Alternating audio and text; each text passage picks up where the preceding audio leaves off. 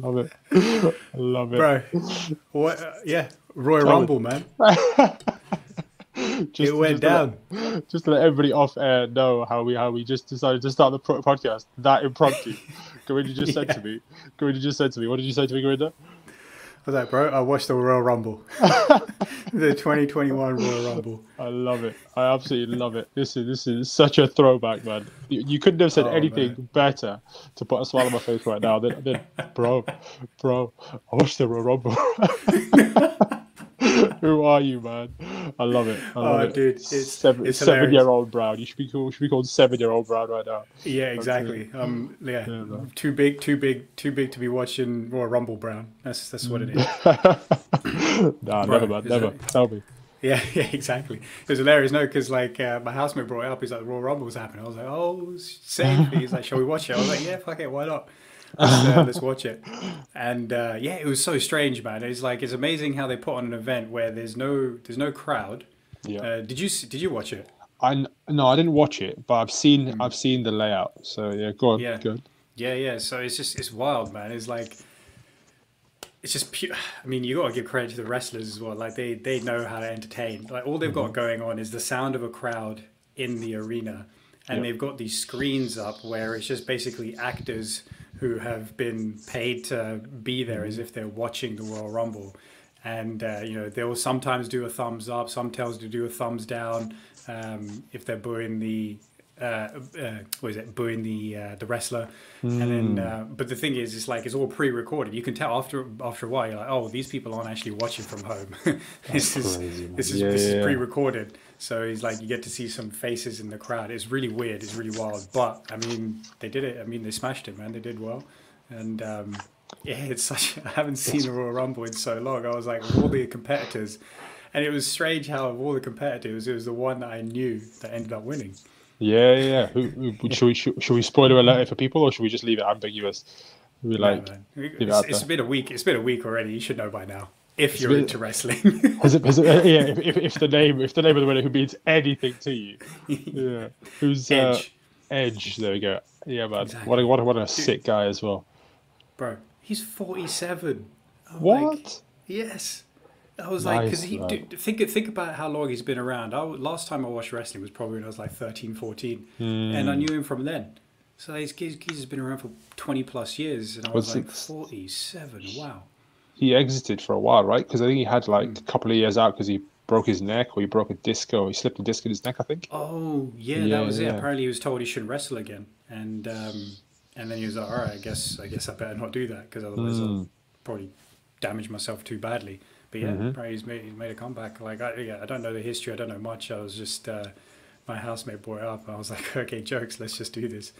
I love it, man. I love it. Yeah, he was a sick guy back in the day, man. I think I remember his retirement where he came out and he was like, "I got to hang it up because I can't do this anymore without potentially risking my future and risking my Mm. family." And I think they were there, and it's like it's all wrestling is very emotional. Way wrestling is actually Yeah, very emotional. It's the first like soap yeah, opera that we end up watching. We laugh at our mums for watching like ZTV and Star Plus, but we're out there watching like fucking no Edge, don't go. yeah, Just exactly. he comes out again. You're just like, yeah, I'm so happy right now. That's it. It's so funny. It was he was the first one in to the Royal Rumble. An hour later, Oh he's the one. wow. He was the Yeah, victor. I like it. I like it. Yeah. That's sick, man. That's sick. Sending him in first because that is always cool when they have the first two guys, and they Mm. just like a normal wrestling match. They try to get each other on the ropes, and obviously nothing ever happens. But then, Yeah. yeah, as it fills up, it fills up. That's cool, man. I like that. Yeah, it Yeah, was man. jokes. Oh, like it was. I think Randy Orton was the second one in, right? Oh So shit. apparently they've got a bit of history, Okay, and okay. they don't like each other. So that was the Right. battle, and yeah, the drama. So Hmm. Randy Orton, like you have to be thrown over the top rope to be eliminated from the Royal Rumble. But what Randy Orton did was well, I wouldn't say snuck out. He just they were both fighting outside the ring. And Hmm. then I can't remember the ins and outs, but they went back in the ring, and then Randy Orton he took himself out of the ring by going under the bottom rope, and he was like, my knee's done, my knee's mashed, so he went away, and he was getting treatment for it and stuff. And I just like I don't know a great deal, but I was like, nah, man, this is fishy. This is super fishy. They were showing like camera footage of him getting treatment in the back in the changing rooms and stuff, And I was like just sitting there to my housemate Matt. I was like, nah, man, this is fishy. He's like he's gonna try and come back in the last second and take this, isn't he? Like a true snake. Yeah. And What yeah, and happened? he tried. That happened, right? I bet. He tried, yeah. So like you forget about it because it's like 45 Hmm. minutes later, Oh shit. the finale's happening. It's like the whole Royal Rumble was like an hour long. So he comes in at the end where Edge is like thinking I must have won, and then he RKO's Edge, Oh shit. but then he doesn't seal the victory. He gets thrown out over the top rope. So Uh, it was pretty it was pretty jokes, man. It's I love just that. I love that little twist. yeah. It's like I don't know if you watch Game of Thrones, but in Game No. of Thrones, the running. Oh, you never watched it, yeah? Good man, good man, Mm. good man. I'm glad. I'm proud of you right now, bro. The running thing was like, unless you saw them die, unless you saw the body, they're not dead, right? So it's like Yeah, doesn't matter that's who it. they are. It's Yeah, same as Randy Orton. If they don't go over the top rope, their feet don't touch the floor. Just assume there's gonna be a twist somewhere, right? that's it, man. Exactly. Mm, That's mm. what it was. That was a twist. So yeah, it's pretty funny. It was like I just forgot, and I was like, "Oh yeah, you're a wrestling fan from back in the day. I'll tell you about that. Hell I yeah, watch man. Royal Hell Rumble." yeah. That's it. You know who else was posting about this? Devon Mm, Brown. Devon Brown mm, when Simon mm, came on. Yeah, man. mm. I'm sure he was posting about it on his Insta story where he sat there Oh, on his bike watching the Royal Rumble doing cardio at the same time. oh, jokes. Legend, That's a good way to legend. spend time. I was Too right, munching man. while watching it, and he was doing his cardio. I love it. I love Mm, it. That's the way, man. That's the way. yeah, You go yeah, one of two ways, right? yeah. And what about you, man? How's the week been? Got a Yeah, couple of interesting things we want to talk about. we have indeed, man. Do you know what the week's been is the week started off with a lot of thought toward Jake being on the podcast last week. Yeah, And yeah. It was sick. some of the yeah, it was, man, it really was. Some of the you can really tell, when you speak to somebody who has given time to craft himself. Hmm. That's really really evident, especially nowadays when you meet so many people, but nobody leaves an impression.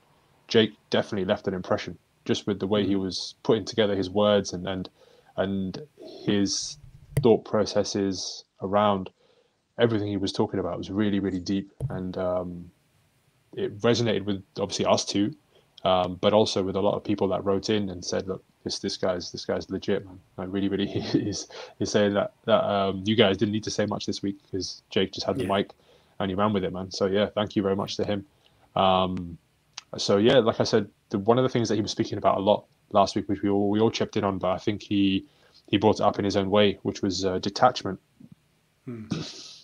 kind of being here right now. And I've just had the thought while you were kind of asking, while you were about to ask me what go get it, G. What's up, man? What happened there? Did you drop something on the floor? Oh no no no. I'm just resting my notepad on my leg Ah, okay, okay, okay. while I stand and try and write. I'm trying to do it discreetly, but clearly not. Try, My bad. Yeah, must try harder. Must try harder. yeah. Yeah. So when you were about to ask me how the week has been, my thought first went to detaching from the week, and detaching Mm, from the week was what we talked about with Jake. And the way I'm kind of seeing it right now is we've all got things going on outside of life. You're listening to this podcast right now. You've got things going on, but sometimes just detaching from that to be present where you are right now is really valuable because mm, it could an answer that you need for the other things in your life, or a direction that you need for the other things in your life, could be right in front of you, but because you're still there engrossed in other things that, yeah, rightly so, need your attention, you could be missing that answer. So yeah, mm. his thought on detachment was really powerful. Unfortunately, I've not had time to go back and listen to the particular bits that I wanted to listen to, but I've listened to a little bit of it, and yeah, really really powerful stuff, man. Mm. Definitely left like I said, left an impression. Yeah, exactly. And I think it's what he said, what Jake was talking about with detachment as well, is specifically important for people who suffer from any kind of pain and discomfort, because he was talking about how the research has shown that if you're talking about yourself in the third person, how that helps you ease your pain, Mm, and experience less of it. So you're detaching yourself basically from yourself, and it's a useful practice because we talk a lot about just zooming out, isn't it? Just like zoom out and just look at what's going on in the greater context of things, and and that's that along with it's like pulling yourself out of the situation, basically just being like, hang on a second, okay, I am the one that's in this situation, so it's always hard to do that. But if you're able to put on like I kind of imagine myself literally like floating up away from myself and like floating up into the sky and just kind of like looking down, like hovering down and being like, what's going on over here? You know, so and that's I think that's useful. And I read, actually, funny enough, like just how timing coincidences tend to work out.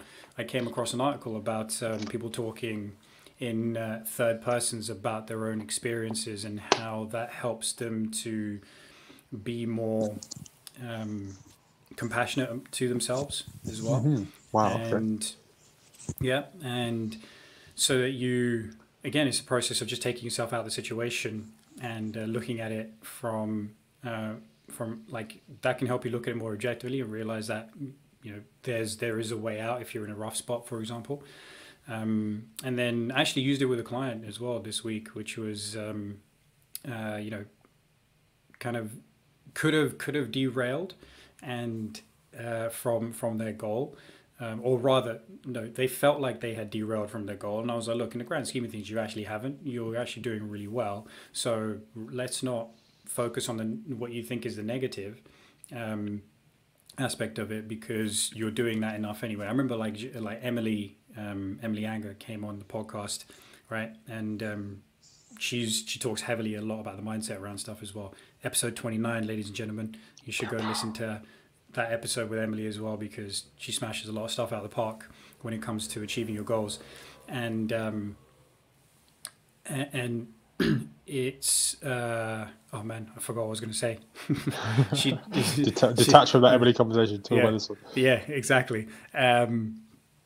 But with this particular client, it was kind of like talk to yourself as if you were somebody that you cared for, instead of hating on yourself. And what would you tell them? And then they said one thing. I was like, okay, great, that's one thing. Say several other things, and it was like, okay, yeah, good. So that's how that's you talking to you right now. Which is a different person to 5 seconds ago, where you were in the like really tempted to beat yourself up about the whole thing. Oh, and that's it. Yeah. So that's the point I was going to make about Emily. She talks about how to basically not beat yourself up about things, because you're already good enough at doing that as it is. You're always you're already beating yourself up about making a mistake, so you don't need any help doing that. You need help getting yourself out of that situation. It's a great point, man. It's a great point. We can kind of fall back on ourselves, our kind of pre-programmed selves in those instances, right? And then someone comes along and talks about detachment, or talks about how Emily feels she sees her clients, or she sees maybe herself going toward habits, I guess, habits that we just rely on because there's no real kind of sense of understanding as to why. And then when somebody comes and shines a light and says, well, why? You're like, oh, well, I don't know, this is what I've always done. I mean, that to kind of jack the conversation, that's actually tied into my name today. So my name is just Umar Brown. Like, that's me, right? And who is that? Who is that? Yeah, that's it. This is it, right? So talking about what we've just been talking about, taking the time, I think, to look at yourself objectively and realize where you are and why you are where you are is something that only now I think I'm starting to do more and more. And it's amazing, because it definitely gives you clarity firstly, and then you can see where you misalign. And we talk about this a lot early days in the podcast, like the awareness, alignment, action model of bringing yourself to bringing the all of yourself forward. And this is a long process. It shouldn't be simplified to just saying, oh, this is just a short thing. Like I'm this tall, I weigh this much, this is my name, this is where my parents were born, this is the color of my skin. No, like that's the surface, right? The internals of this is what my life has been. And this is how I then, as a result of that, feel about this and feel about that. It's an ongoing journey. All of that stuff shapes how we are right now, because all of that stuff is is right there under the surface. Now we wear this kind of this suit that is our body and our kind of outward reflection, but what is that on the inside, and how does that show in the world? I think that's so important for us to delve into now and then, just because if we don't, we can just wander through life and get places, but then really not know how to see ourselves in those places, or how to objectively judge ourselves for the betterment of our progression. You know what I mean? Yeah, Yeah. it's a hell of a skill to develop. It's difficult because at the end of the day, is like you will never actually truly be able to be objective, because whatever reality is out there, we've talked about this before, whatever reality is out there is filtered through the funnel of your own senses, and then your perceptions of your senses, which are based on previous experiences. So you, as Jake mentioned last week, he goes, "Is like he said something like 50 different biases or something like that, like cognitive biases that you can come across." Mm, mm. I think it might even be even more, like the ones that I recognize. I remember hearing a number like 200, but I don't know. Whatever it is, Wow. there's a ton of them, right? There's enough. Like, I mean, five would be enough to just screw you up, because they exist in day to day life. But the more aware you can become of those biases, and the way, essentially, the lenses that you view the world through, um, then the better you can get, at least at making decisions, or the better you can make your model of the world. You just realize, like, this is how I view the world. That's based on this experience, and that is like overlaid with my knowledge of this kind of thing. So, a lot of, for example, what we would do is colored with health and fitness, isn't it? So a lot of decisions and a lot of the ways that I see the world is going to be colored with, well, what makes is this an action, or is this a way of thinking and being and behavior? And what I see in the environment, is it conducive to long term health, wellness, fitness, mentally as well as physically? And so that's how I tend to view things, and then colored with some other stuff, um, and then, yeah, just the experience part is kind of default, and the because you're just kind of, that experience is preloaded into you, so you can react to a situation, or you can view a situation a certain way, but you're only doing that because of, like you said, the pre-programming, right? It's just the experiences that you've had, and, like, your makeup and everything is making you view things that way. And so when you do what you suggest, which is, hang on a second, let me be aware of this. Let me just pull myself out and go, why have I thought that way? Why have I done this thing this way? Then you become, you become more of a master of yourself.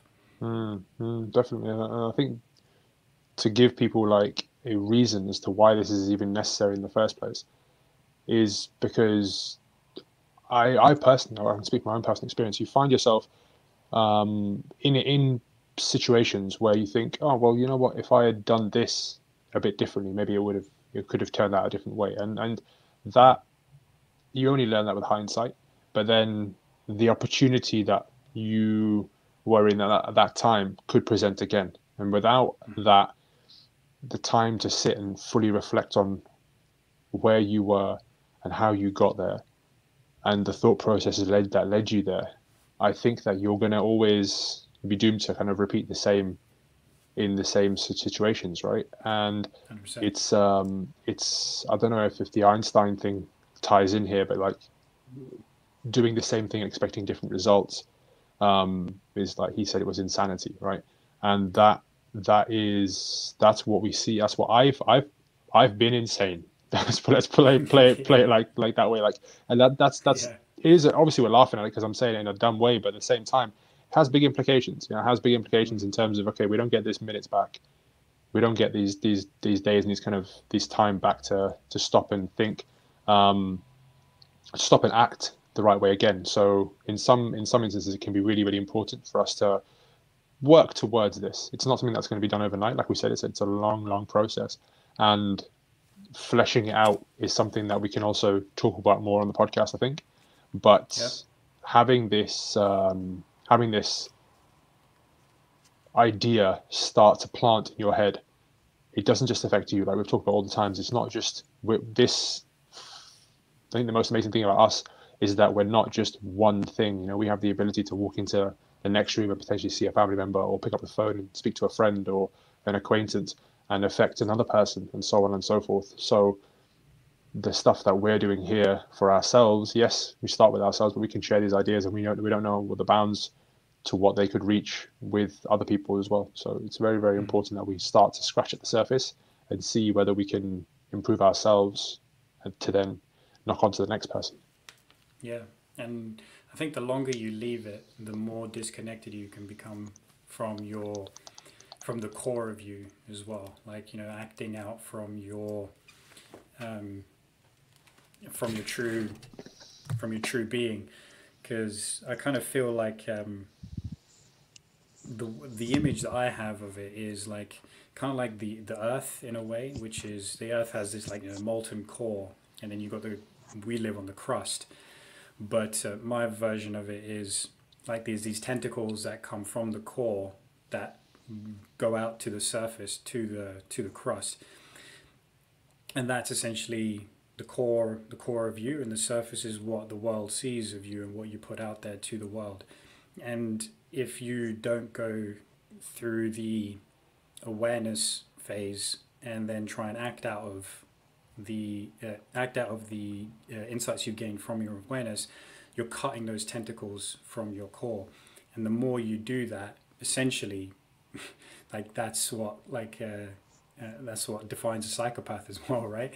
Is you can end up being more psychopathic because you don't have this connection um, to what you are and genuine, what's genuine to you. So that's how I view it. And so sometimes it's like if I'm going off the path, I can feel like I've cut those tentacles from my core to my Mm, surface, and mm. it kind of feels like you're dying a little slow death inside, and you feel that kind of emptiness, and it's just a bit of a horrible feeling. And then so what I try and do is like, okay, reconnect with that core, plug myself back in a way, and so like that tentacle grows back, and it connects with the surface me again. So I'm operating out of a more authentic place by doing that. And that's how I view it. I don't know if that image helps anyone. It's an interesting one, man. I've never heard it articulated that way before, but that's your Mm. experience. Eh? I've got to just Yeah. take it for what it is. It's really, really. I think I'm quite a visual person. Mm. In fact, I am quite a visual person. Not think. I am a very visual person. When you describe that, I'm just yeah. I was able to see, well, my own version of that. Mm. And it was interesting when you talked about like the heads getting cut off. I got a flash to, like, Hercules when he's fighting the Hydra. And it's Oh like, yeah. yeah, it feels like, would you cut it out with the slicing of the head thing? It's clearly not working. I love that bit. Oh, Disney this movies, is man. from the cartoon. Yeah. Yeah, yeah, yeah. Yeah. Have you seen this? Have you seen the movie? Oh, years ago. I barely remember it, man. It's beautiful, man. It's beautiful. Such a great hero's tale, right? So like, I'm all over that Mm. shit. I love it. Yeah. Yeah, yeah. So I got a clear image of what you were talking about, and you're totally right. I think there we get taught so much, like, of the easy stuff, the surface level stuff, Mm. the get you a job stuff, the potentially get you savings and get you a bank account stuff. But this stuff is the core stuff, right? This is when you can start to access more.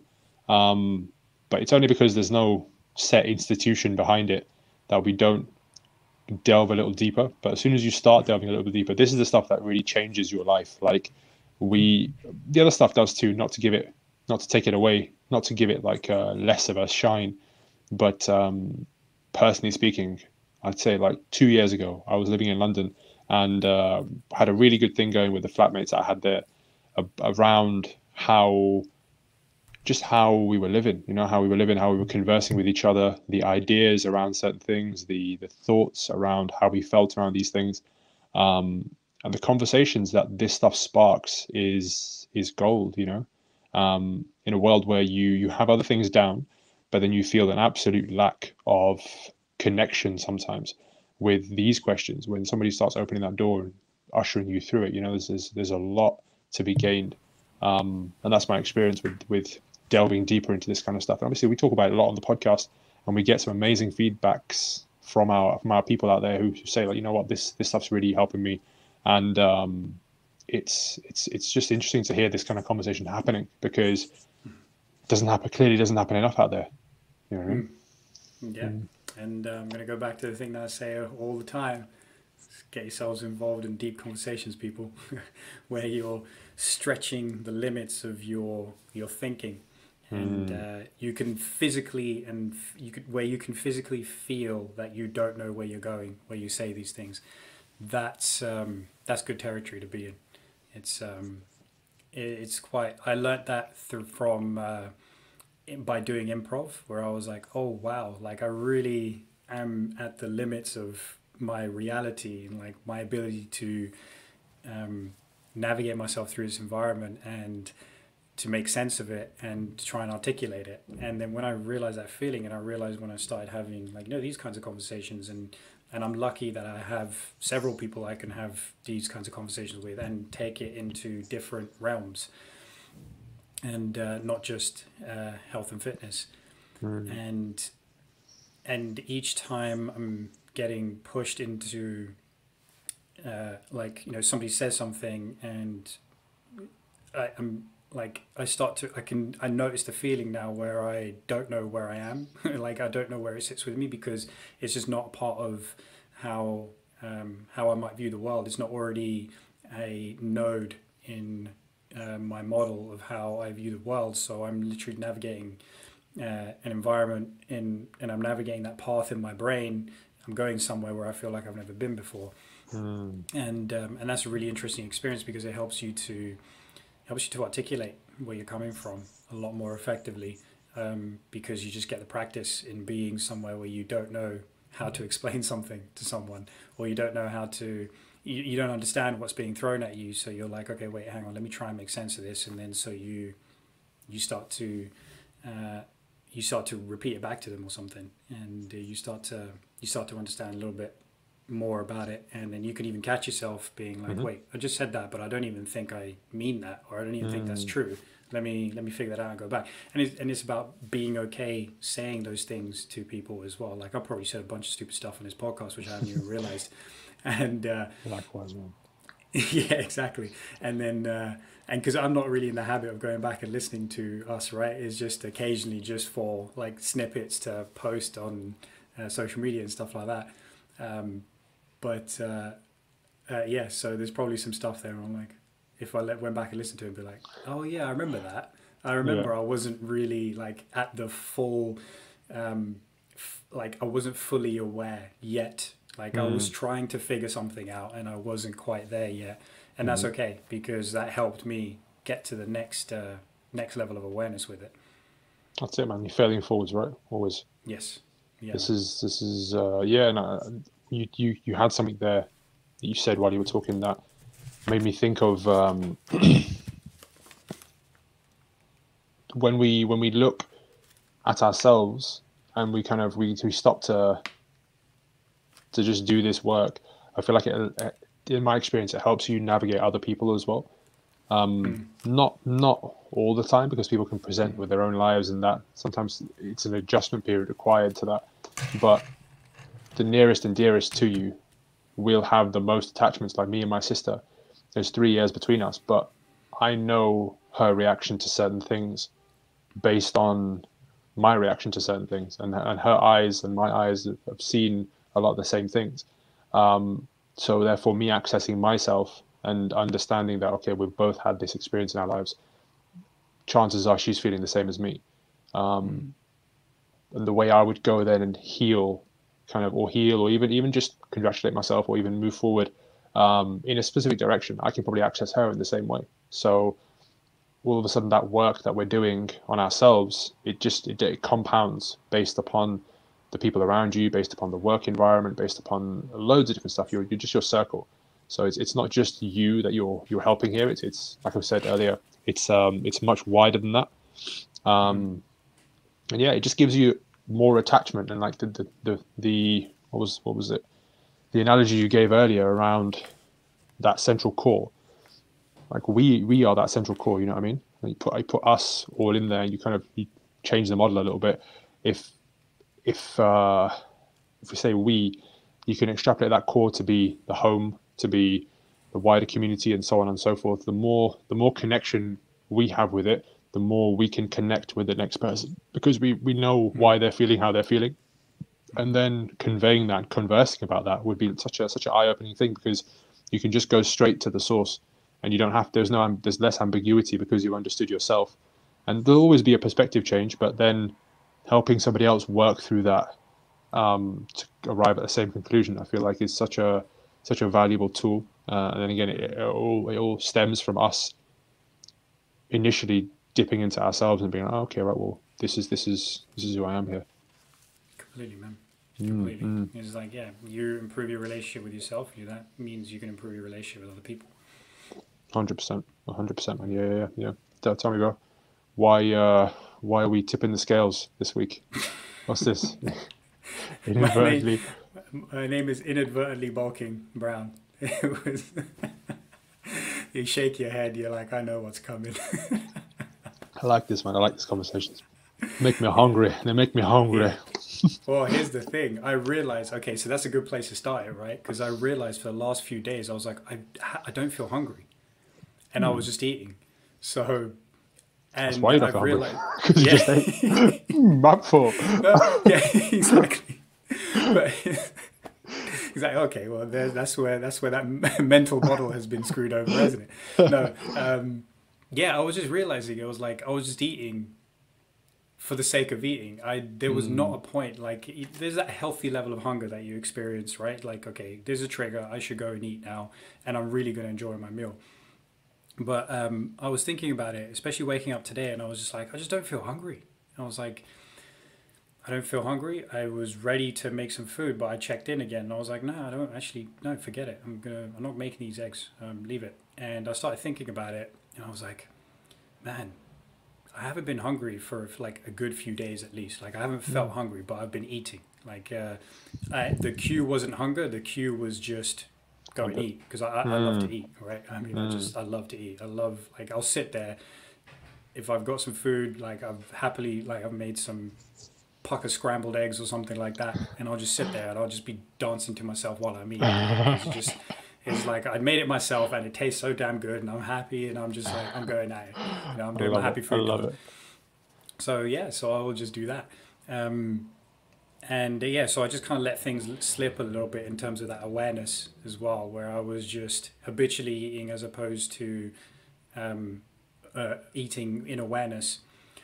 And then so I thought about it this morning. I was like, yeah, I haven't actually been hungry for ages, and that's probably a bad sign. So I put myself on the scale, and I was like, oh shit, I'm the heaviest I've been in the longest I can remember.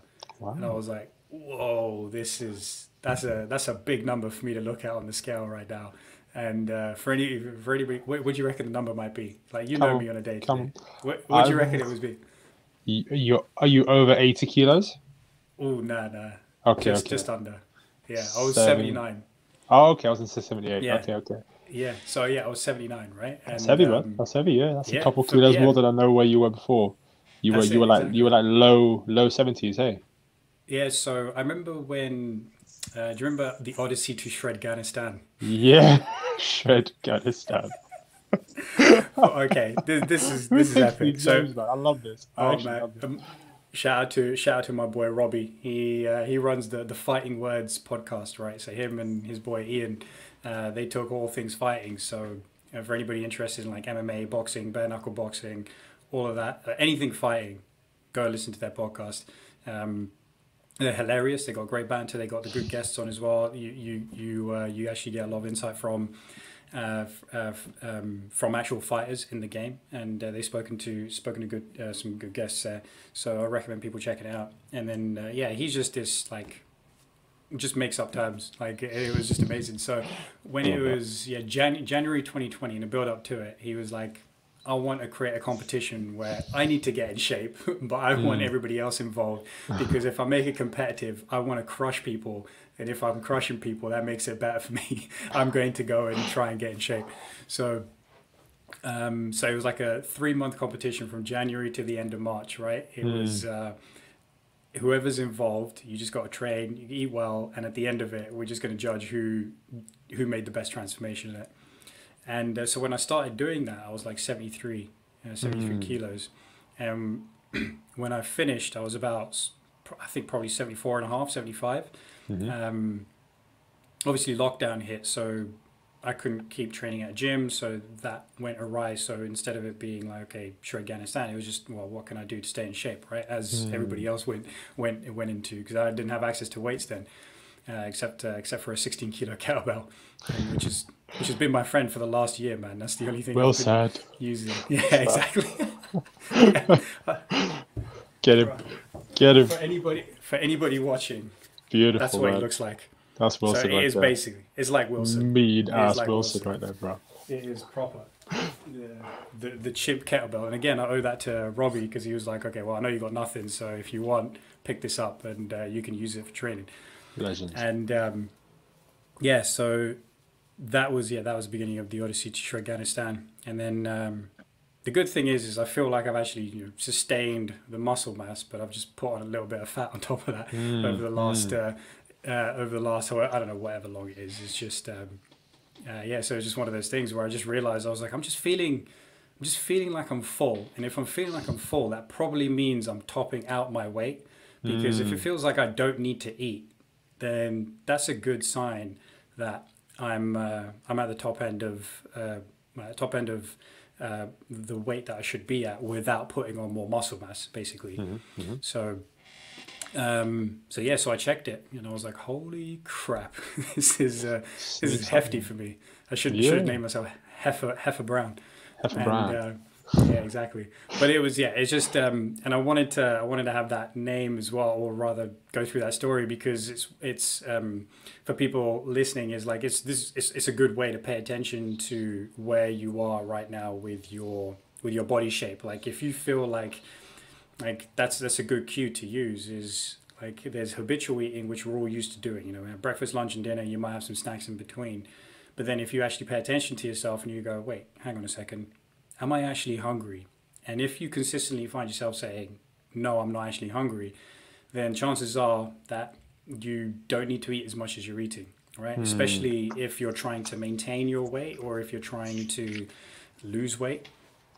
That's a good indication for you right there. So just like kind of pay attention to that feeling of, wait, what's going on here? Do I actually need to eat? How full am I before I even eat this meal? Am I just eating for the sake of eating, or am I actually needing to eat here? Am I hungry enough to justify the amount of food that I'm going to be consuming right now?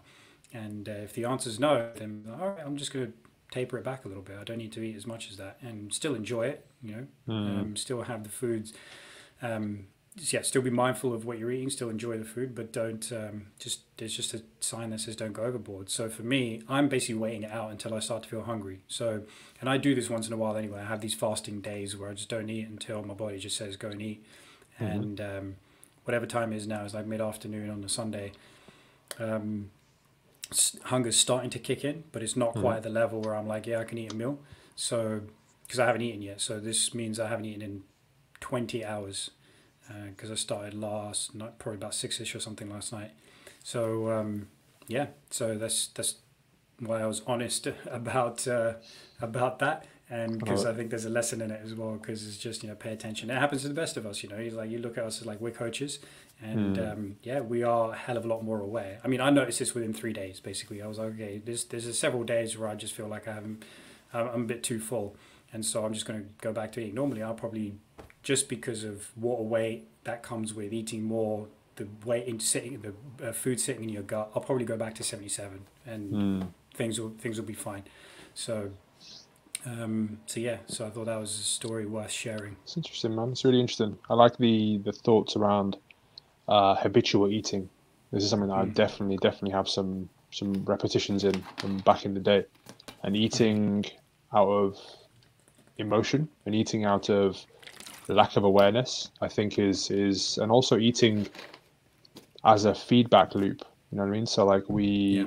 we feel a certain way, we subconsciously we feel a certain way based on our emotions, based on something that's happened to us. And again, this ties back into the conversation we were having earlier around dealing with yourself and understanding your own biases. So what I know what I would do is feel a certain way by the day, potentially because of overexertion or potentially because of just expenditure in different directions. That can be through conversations, that can be through actual physical work, it can be through anything.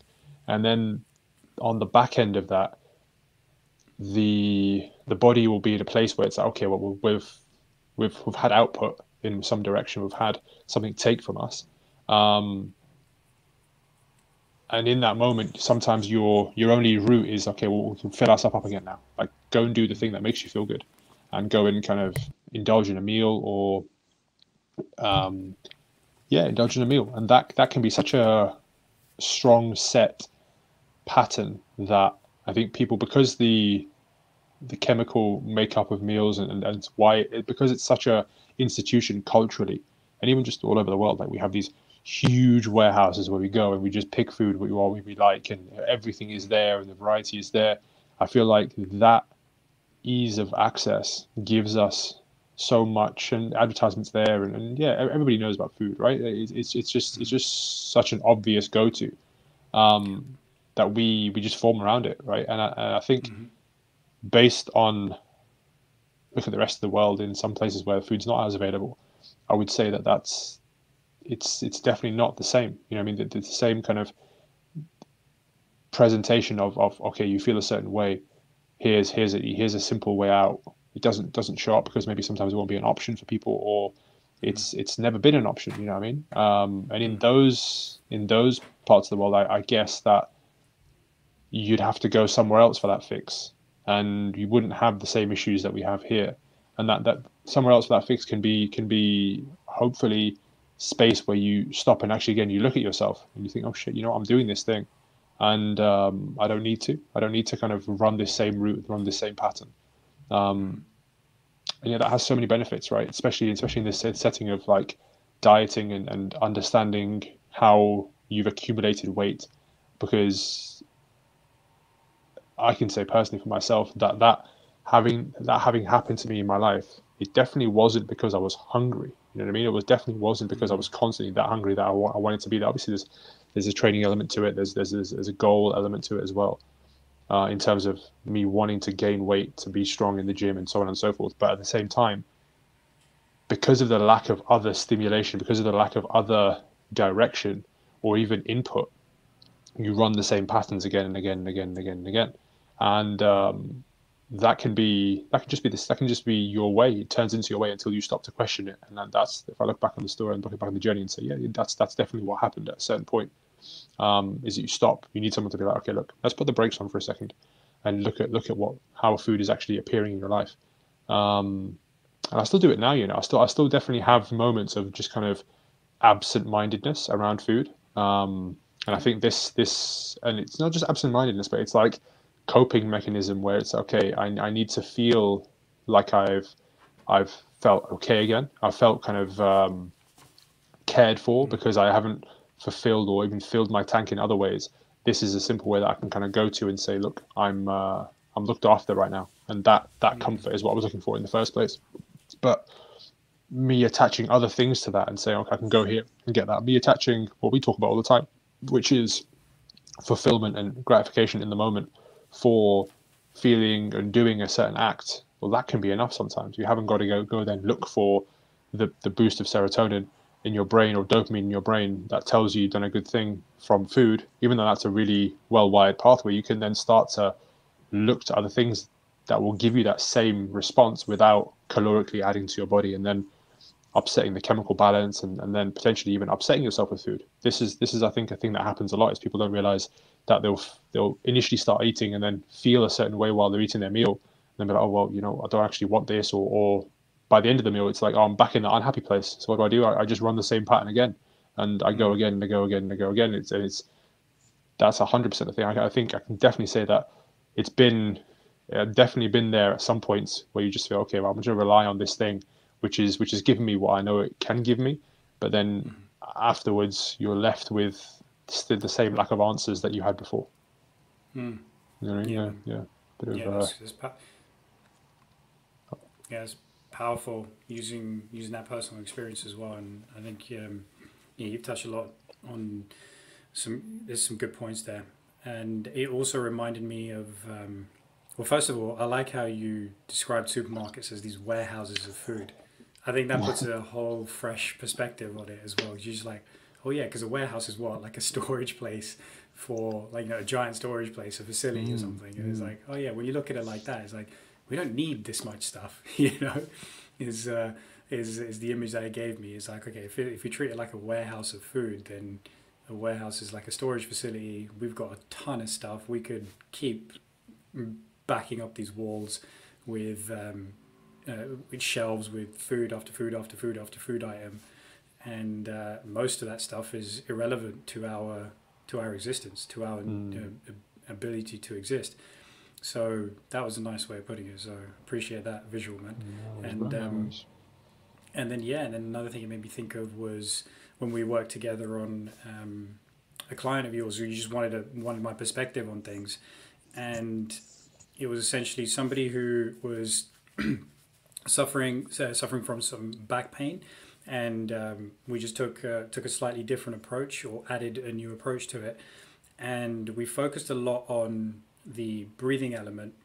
And this person basically said after having that session and checking in with themselves was like, where I normally feel a hole in my gut, like like proverbial hole is I normally fill it with food, but now it feels whole, and it was because we'd been working on some breathwork. Do you remember that? Yeah, Yeah. now that you've jogged my memory on that particular point, that makes a lot of sense, man. Yeah, yeah. Yeah, so that was super interesting for me. That was the first time I'd heard of that, but also in a way it's like not surprising, because what you've done is by regulating your breathing, you're able to regulate your emotional state better as well, because of that brain body link. When you're getting a signal, basically the body's providing a signal saying I'm empty here, and the way you feel like you're filling it is to consume more food, when really it was actually something as simple as somebody pointing out to you that you're not moving well in a certain way. We need to improve that by doing this. It just so happens that this thing is breathing, and by correcting the breathing pattern, you no longer feel like you have a hole that you need to fill with food consumption. So I mean that's huge for that person for two reasons. One is it's going to help them overcome their back pain. The second thing is it's going to help them get into the shape that they want to get into, because they don't have to keep eating in a manner that they've been used to. And it may have been mindless, or it may have been like, I need to fill this hole, but now you've got something else that can fill it, and which is a lot more, lot healthier for you.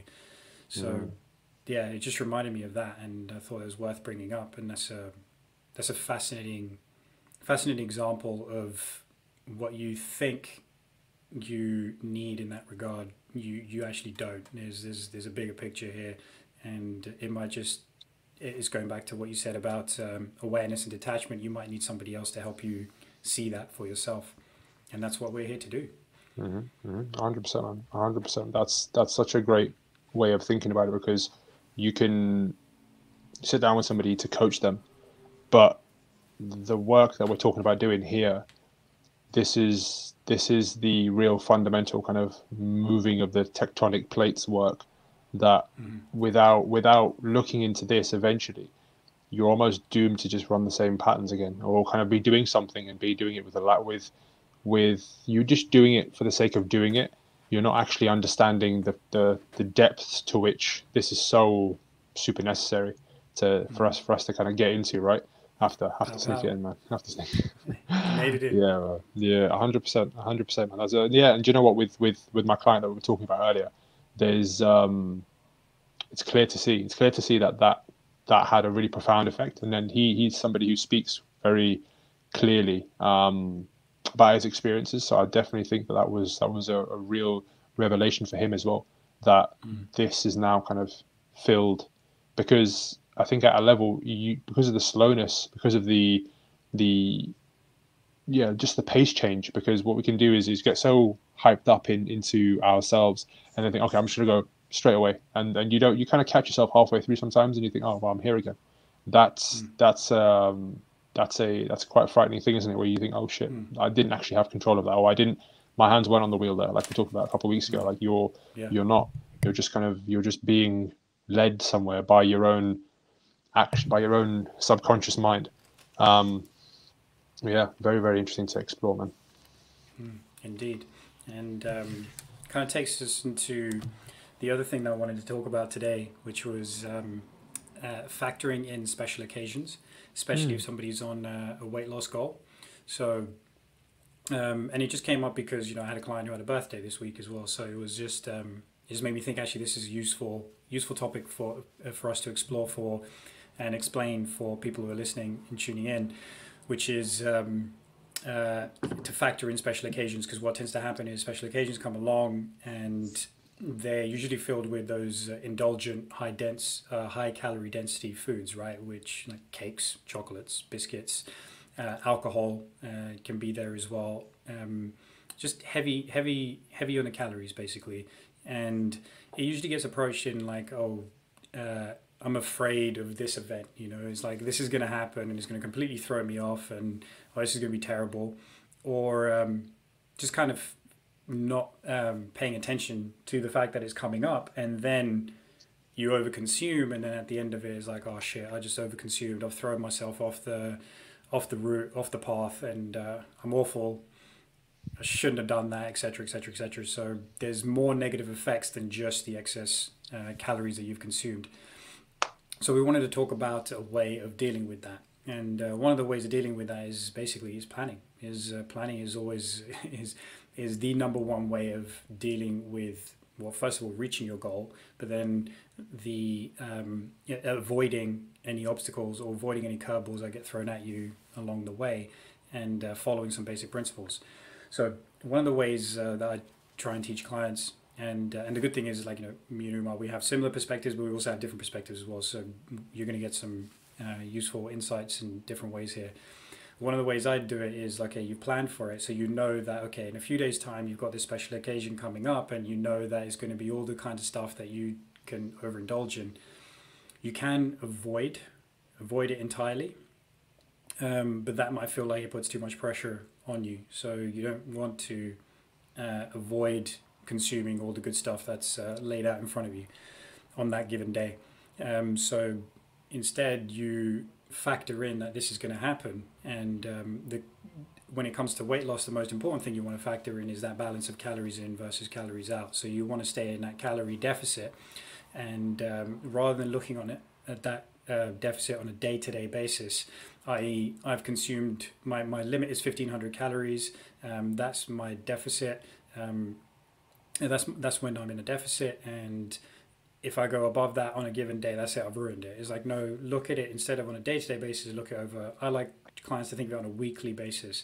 So how many calories have you essentially consumed over the course of the week? Because one day might be more and another day might be less. It all nets out to your appropriate number for your calorie deficit. So that's a way to view it. So you know that, say, we're talking Monday and you've got the special event on the Friday, so you've got 4 days to prep for it. So what you can do is you can essentially take out a portion of food for the day that you're going to consume every day leading up to that day. So then what you've done is you've got a little bit more of a calorie deficit than you normally would be prepared for, and then when the day comes, you overconsume on the day, but net over the course of the week, it means that you haven't overconsumed. So that's I find is a useful way to approach it. So then when you come out of that day, you just go back to normal. You just go back to what you're normally supposed to be doing. So let's say your daily intake is supposed to be 1,500 calories a day, and you got that Friday coming up, and you're probably going to consume 1,000 extra calories on that day. So that could be a 2,500 calorie day. So then what you end up doing is between Monday and Friday, you knock out 250 calories a day, potentially. So that could be a portion of carbohydrates or a portion of fat essentially, I would say you want to leave the protein and vegetables untouched. They never get downgraded, but it could come from either carbohydrates or fats. And fats are easier to pull those calories out from just because it's more calorie dense. So in the lead up to that day, you've knocked off 1,000 calories by the time that day comes, and then you consume 1,000 calories on that given day extra, and it all nets out. And what you will still probably notice is a bit of a bounce back on the weighing scale the day after, just because the things I described earlier, where you've got a little extra food in your gut, you carry a little extra water weight from the extra food that you've eaten, but then that will normalize again. So you don't have to freak out when you look at the scales the next day. You just carry on going the way that you normally do, and you haven't thrown yourself off. What do you reckon, bro? That's great advice, man. Great advice. It's looking at it with the numbers, right? And that I think it's a great thing to realize is that at a certain point we input one thing and we get out another thing. We input one thing and we get out another thing. And if we input too much of that one thing, it could be favorable, not favorable, right? So in this regard, putting in too many calories, you're going to gain body fat, and if that's not in line with your goal, if you're not looking to gain body weight for whatever reason, then you're going to be left in this kind of I'm not really happy about this state, which could in time lead you to want to fully abstain and just be totally on the outside, be a bit afraid of gaining weight, or even just afraid of occasions like this, which are not meant to be so centered around like the aftermath. Everyone usually expects to overeat and indulge and just have a merry time. But yeah, your planning around that can be really key, because if you let it kind of turn into this negative thing, then you're just going to sour the occasion, right? Especially with like if we think about how the world is right now, about to come out hopefully in the next couple of months of lockdown, and go back to occasions with family, go back to meeting friends outside, go back to restaurants. It could be a time where we have to really be aware of what we're talking about right now. So us planning ahead, and even kind of, what's the word, playing out the process right now, saying, okay, right, well, we're gonna look at the week and be good, but then we're gonna know that, okay, the weekend in 2 months time, 3 months time, we could have a big family dinner, we could have a big occasion at a restaurant or whatever. We're gonna have to have this awareness. So that playing out now could just keep us aware of how to navigate this thing. It's the dry run, you know what I mean? And it's definitely a way to go. I think that my mind's gone blank a little bit. I was trying to go to something. I was talking about the numbers game, but then there's also like an emotional side of things where you can feel a certain way about an occasion, and if you don't check the emotions around eating at that time, sometimes it can lead, again, negative or even positive, you know what I mean, where you can overindulge and feel absolutely shit about it. But in the moment where you're trying to, when the moments beforehand, that's the time to stop and think whether this is this right for me to do this right now, or do I actually need to plan this out better? Because it could lead you to just being a bit off in the moment, you know what I mean? Kind of enjoying it, but not really enjoying it, and not knowing whether to go forward or kind of step back. So yeah, man, it's definitely a key thing to consider beforehand, because you want to enjoy yourself. You know, these occasions don't come around all the time, and I've had it before where for a specific goal, it's been my birthday or it's been whatever, and I've been like, look, I really don't want to indulge in this way. I'd rather have a lovely time with our friends, lovely time with family, whoever I'm with, but I don't want to overeat because tomorrow I still have this goal, which is something I'm working toward right now. So let's just have a great time, stay up a little bit late, watch a few movies, whatever, and just have a lovely time, but not go down this path. You know what I mean? So that requires us to have a reason, you know what I mean, and then plan around that reason. But at the end of the day, like we said earlier, this occasion right now is not going to come around maybe for another year or for a couple of months. So do what you can do around that time to definitely plan the right way, so you can definitely enjoy it and not disappear into the fog like Guru is doing right now. Not feel kind of put out by it. I mean, yeah, Yeah, that's it. That's a supremely important point because at the end of the day, it's like you plan for it, but you still want to enjoy the occasion. Just make sure you still go in enjoying yourself as well, because otherwise, you're miserable. So what's the point? So it's true, man. it's that balance between uh, here and now. I'm going to make a choice which is going to satisfy the here and now, but that's balanced with my choice for me meeting my goal. So I've got a goal, it's important to me, but it's also important that I enjoy myself right now as well, and you just got to find that right balance. And when you think of it like that, plus with the planning that you've gone in with, and then the kind of mindset you take out of it as well, which is, hey, it's it is what it is, and I don't have to beat myself up about overindulging a little bit because I planned for it and I've made sure that I've enjoyed the here and now and worked on worked on my goal at the same time. And then you're in a great place, and ultimately that's life. And what you said, man, this lockdown is a training ground for real life as well. So use the time now, and when things open up again, and you're able to spend time with family and friends, enjoying yourself over a good meal, which is is a very very common way of us linking up and having a good time with each other is just eating, enjoying each other's company over food. Then you've got the wherewithal leading up to that. For sure, for sure. I mean, 100% post lockdown, the first Evolve Achieve Thrive will be from someone's kitchen with Yeah, Guru and I cooking up a storm toward the end of it, where yeah, we'll be chatting our normal gab, but at the same time just be ready for a nice meal at the end of it, man. We've talked about this yeah, loads here. yeah, exactly. I'm getting Yeah. excited just thinking about it, G. Oh man, it's gonna be wild. It's Nice. there's too much. There's too much to look forward to. There's too much to look forward to. the Just thinking the food, the just doing this in person. God damn, that's mm, gonna be something, man. And then going back to wrestling, all that kind of stuff, man. Well, hopefully that happens. I mean, if you can go hopefully back to wrestling, that basically means society's back up and open again, that's the and one.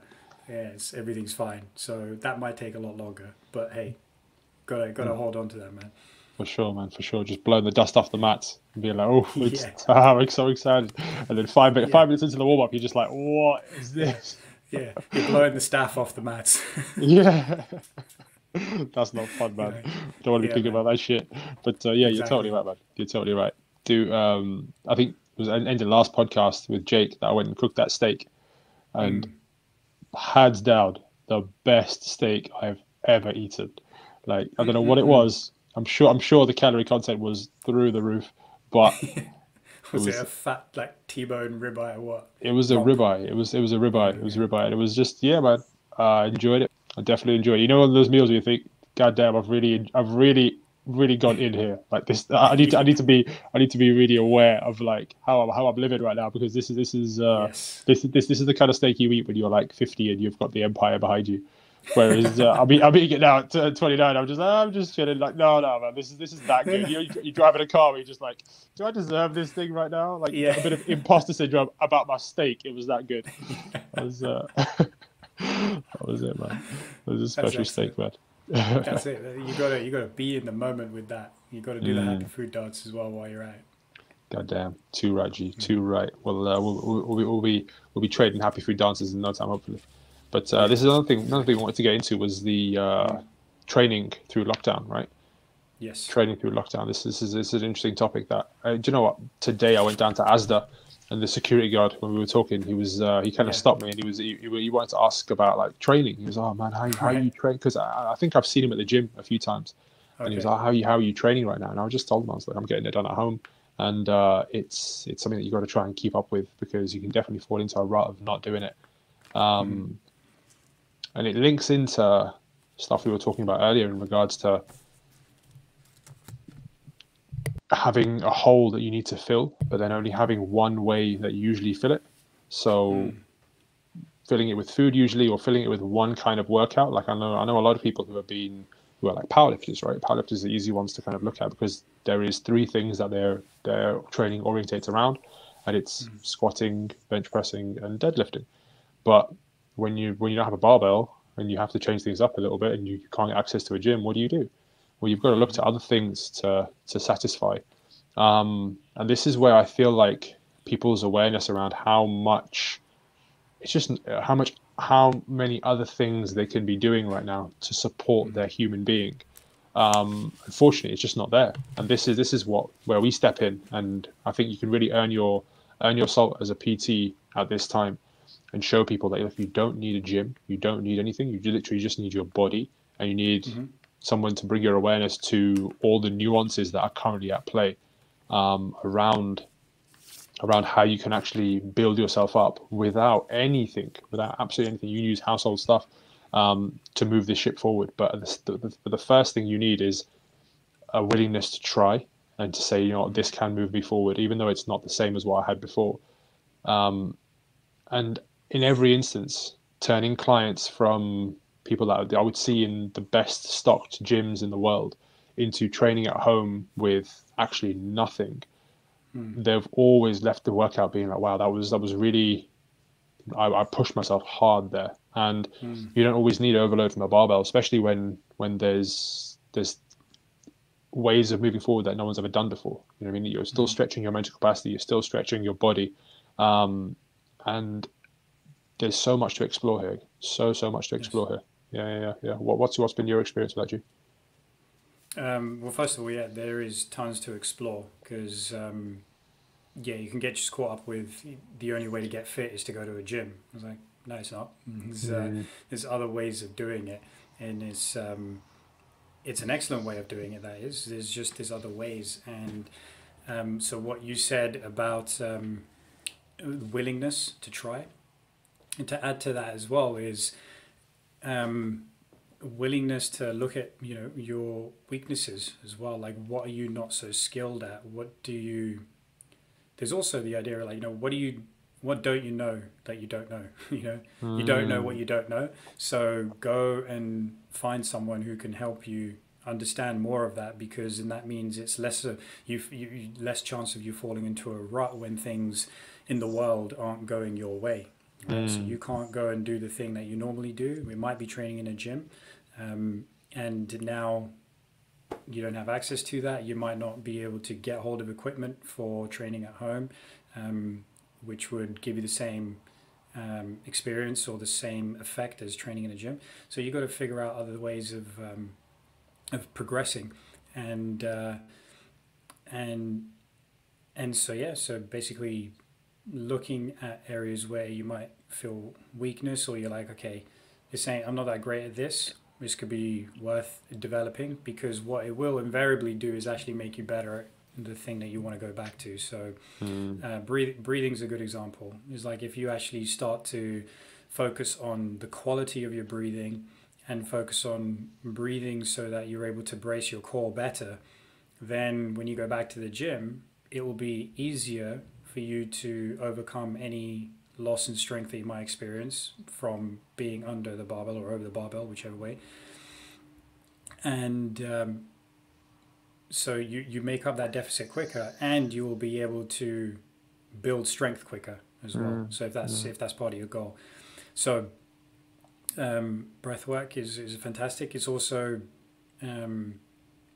like mobility work, for example, as well. As okay, if I build up more variability, i.e. I become more mobile in ways that I haven't explored before, that's going to have a good knock-on effect as well, because the coordination and the efficiency in movement that you build by exploring different kinds of movements that your body's able to perform means that you are, again, better equipped for the gym as well. You have access to more movement, and that's super necessary, super important.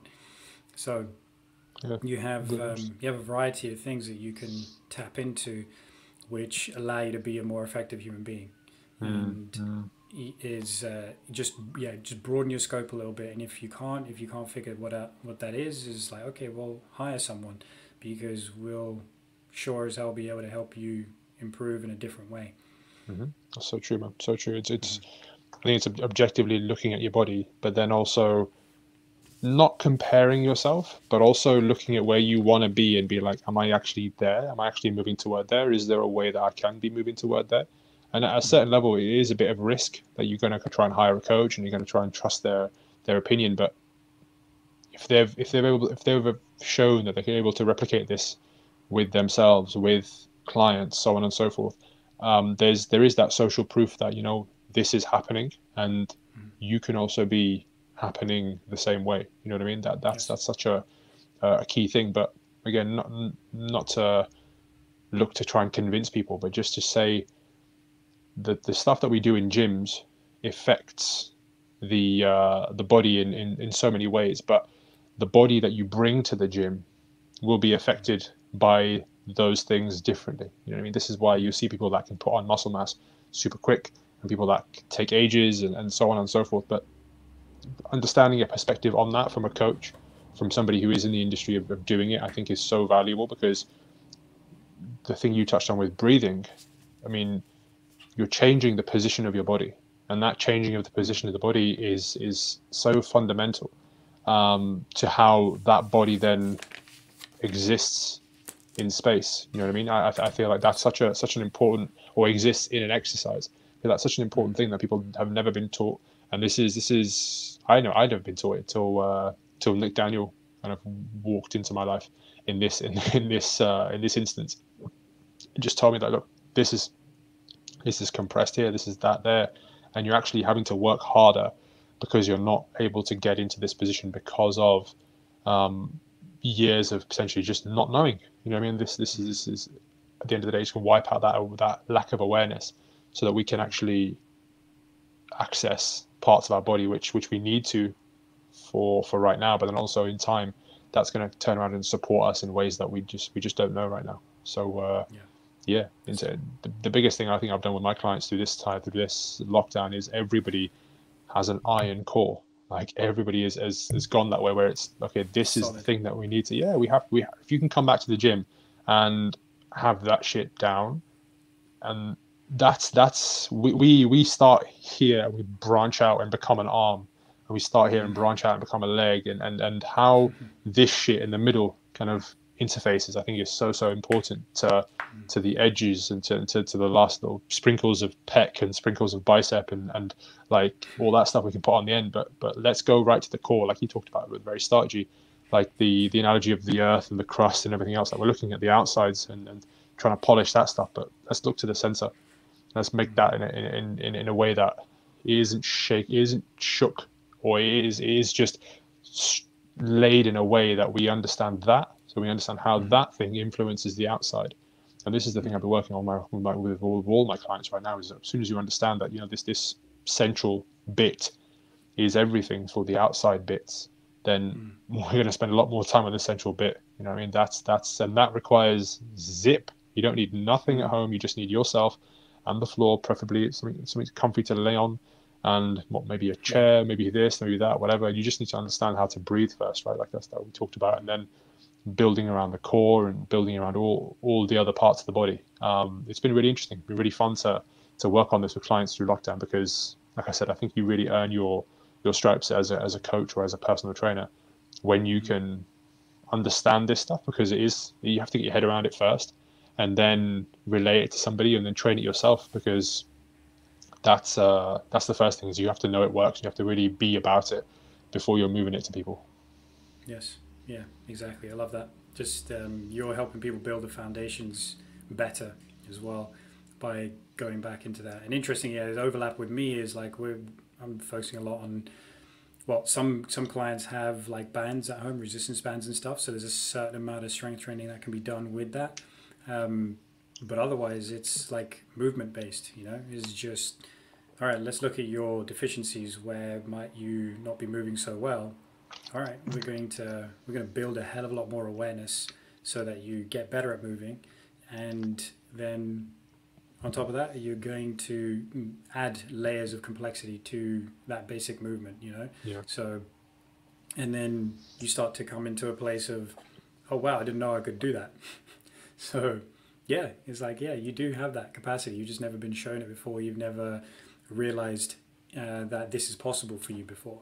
So you've got a lot to work with, and just keep using this time to um, developing these different parts of yourself as well. Like, you know, if you like, again, for anybody, if you haven't listened to Jake's episode from last week, go back and listen to it, because he tells us fundamentally how we're taking in information from the world around us to help us navigate our environment, and especially physically, the things we really need to be able to do that well.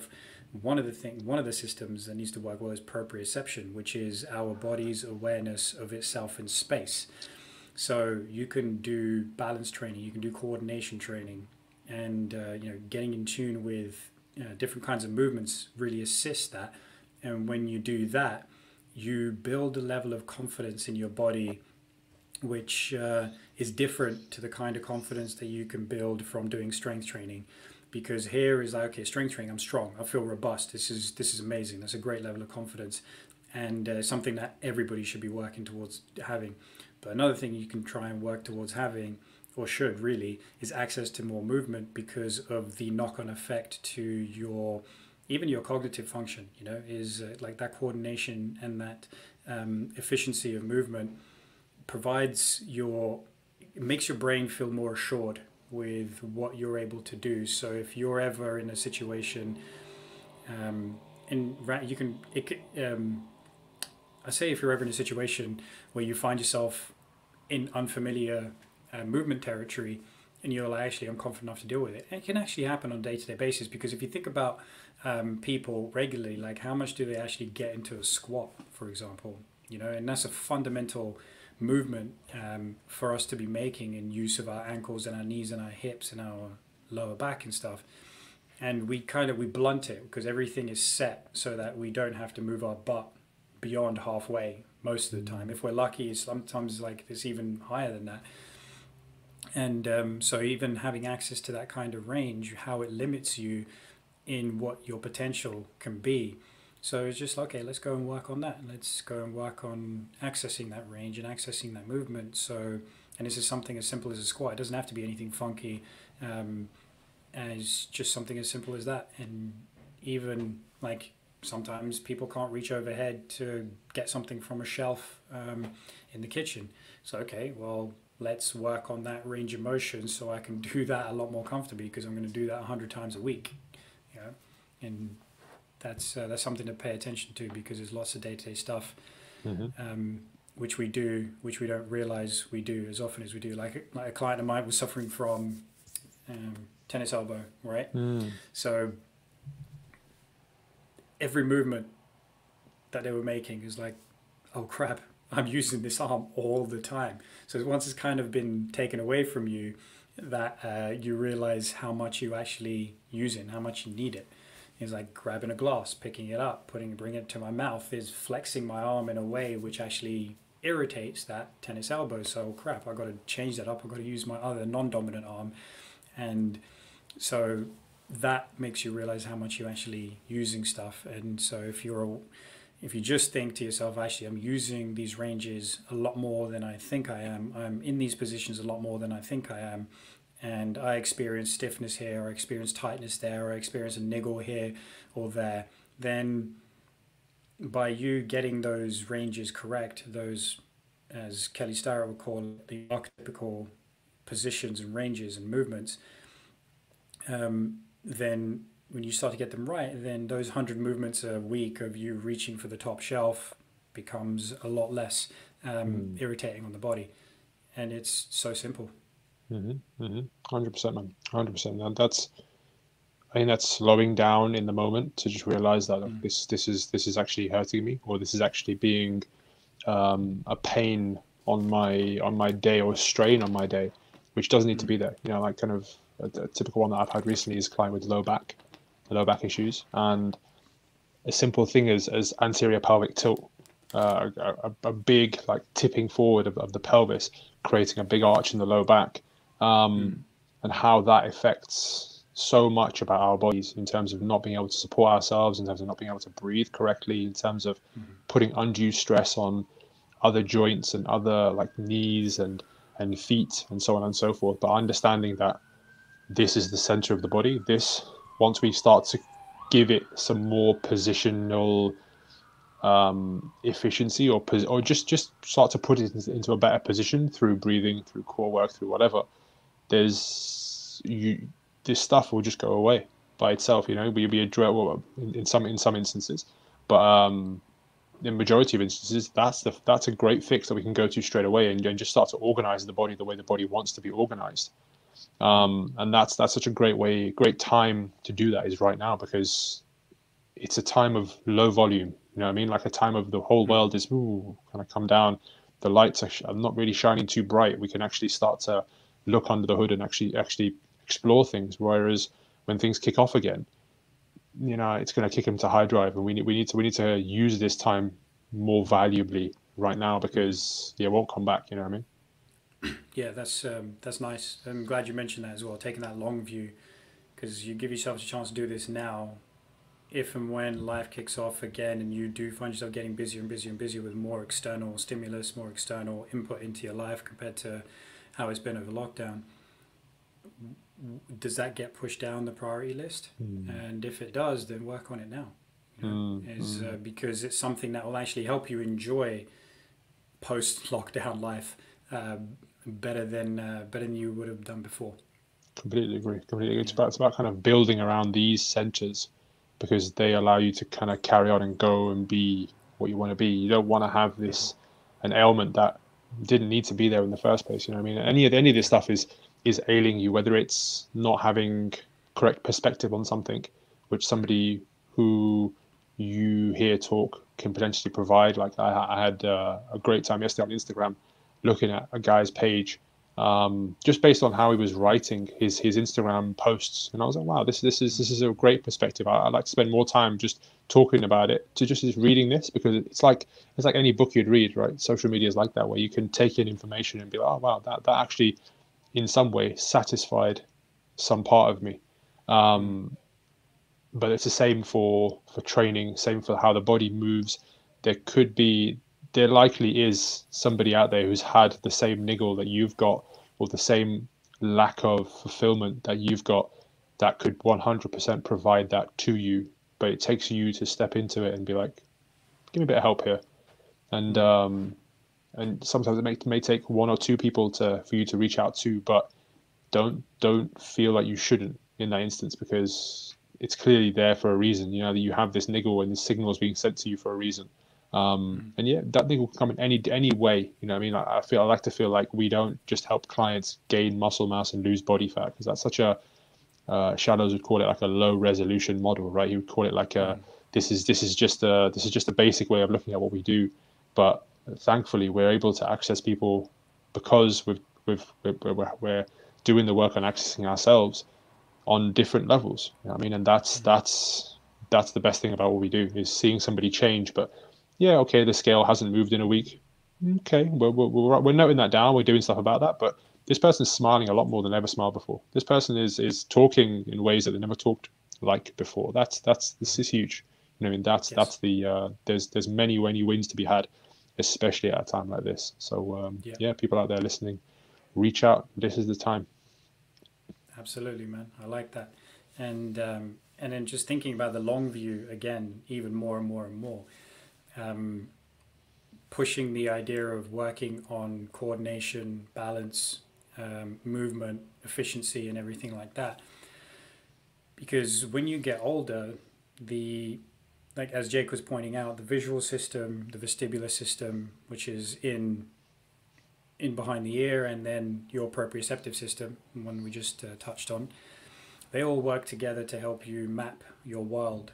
And when any one of those systems are off, they're not working so well, then your map of the world changes. And then one of the ways that it can change is like, you get uncoordinated movement, you don't move efficiently, and you can experience pain, right? So as you get older, it's natural for the visual system to start to deteriorate, right? The vestibular system, same sort of thing happens as well, where your balance, vestibular system, rudimentarily speaking, is involved in balance. So you don't use that vestibular system as much, and that starts to degrade a little bit as well, so your balance starts to go off.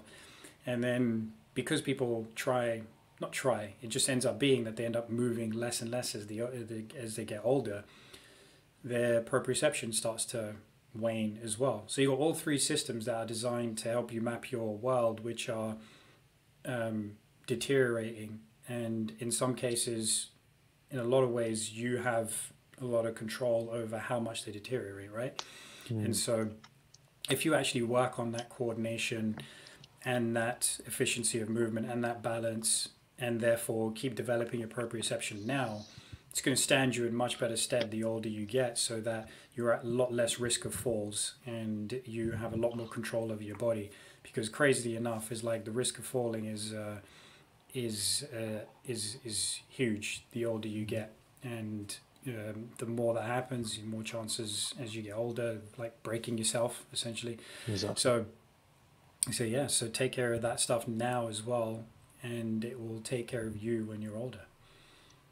100%, man. 100%. I think you touched on so many good things in today's podcast around just like knowing yourself, and then looking into yourself, and then looking forward as to what this is going to be, and what this is going to mean, not bean, but I love that when your mind just offers you up a word just to say, go make a thought of yourself. Let me just sit back and watch this. Sucker.